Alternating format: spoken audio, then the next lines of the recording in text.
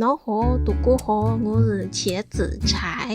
七夕节快要到了，吃惯了西式点心的小仙女、小仙男们，来试一下中式点心，调调胃口吧。甜甜的外表，咸咸的内心，很适合在七夕节送给那位当早餐哦。嘿嘿，萝卜丝包当然是需要萝卜啦。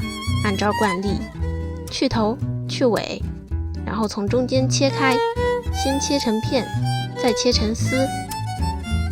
如果家里有刨丝器，可以省略这一步。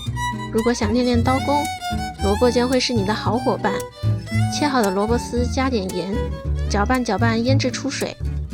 接着我们来准备配料：肉末、香菇粒、香干粒、葱姜、茭白粒，再配上酱油、料酒、老抽、糖。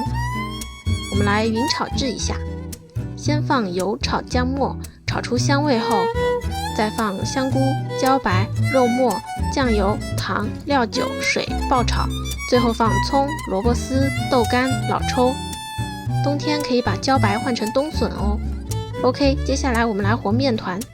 糯米粉和大米粉按照2:5的比例放入，然后加入1小勺红曲粉，真的只要1小勺。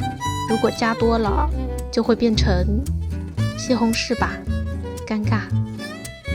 然后倒入凉白开，搅拌搅拌，就可以上手和面啦。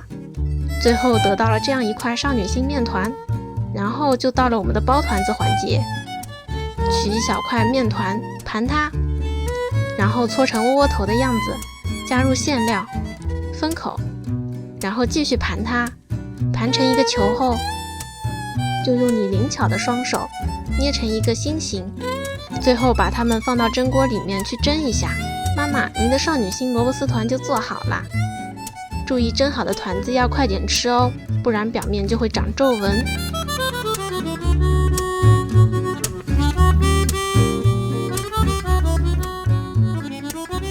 我们掰开看一看，哇哦！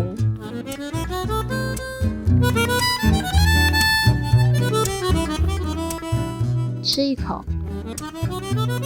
真香。茄老师宁波话时间：萝卜丝团、老卜丝堆。我喜欢你，我福喜挠，我媳妇挠，我 Kia 挠。